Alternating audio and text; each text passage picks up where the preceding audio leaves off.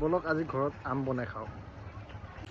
খাম বুলিতো লেবেল মাৰি কৈ দিলোঁ, কিন্তু এতিয়া বনাব কোনে? সেইকাৰণে ভাইটিকে লগাই দিলোঁ। বোলো তই পুদিনা অলপ চিং, জলকীয়া অলপ চিং, দুটাই মিলিকৈ খাম। সিও কিন্তু কম নহয়, লাগি গৈছে কামত। আৰু ই আমাৰ ঘৰৰ জলকীয়া চাওক, দেউতাই ৰোৱা।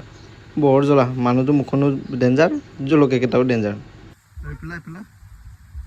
এইটো চিং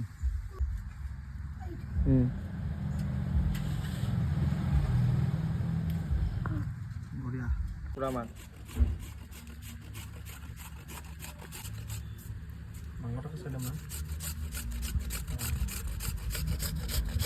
এতিয়া সুধা টেঙাটো খালেতো নহ'ব। সেই ঘৰৰ ওচৰৰ মানুহ এঘৰৰ পৰা ধুনীয়াকৈ কাজি নেমু পাত কেইটামান ছিঙি লৈছোঁ, যাতে এটা ভাল ফ্লেভাৰ আহক। আৰু এইবিলাক আইডিয়া আমাৰ মায়ে পূৰা জানে। অলপ চাই থাককচোন মায়ে কি কৰিব। আৰু পাত ছিঙোতে মই অলপ বিন্ধাই খালোঁ।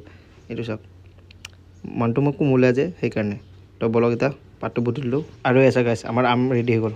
দেখি লোভ লাগিছে ন? লোভ আৰু দুখ এই দুটাও নকৰিব গাইছ। দুটা যদি থাকে আপুনি ধ্বংস, যেনেকৈ মই। গাইছ, আমাৰ টেঙা হৈ গ'ল। First bite.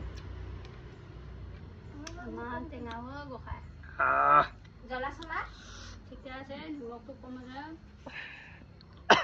হৈছে। এয়া ফকটত আহি গৈছে খাব, পূৰা ফকটত খাই আছে। আহিকে নিমখ বেছি আছে, কিবা হৈছে মাৰি আছে, একোতো কৰা নাই। নেমু পাত কাটিলে খাব পাৰি। বঢ়িয়া হৈছে গাইছ, মজা।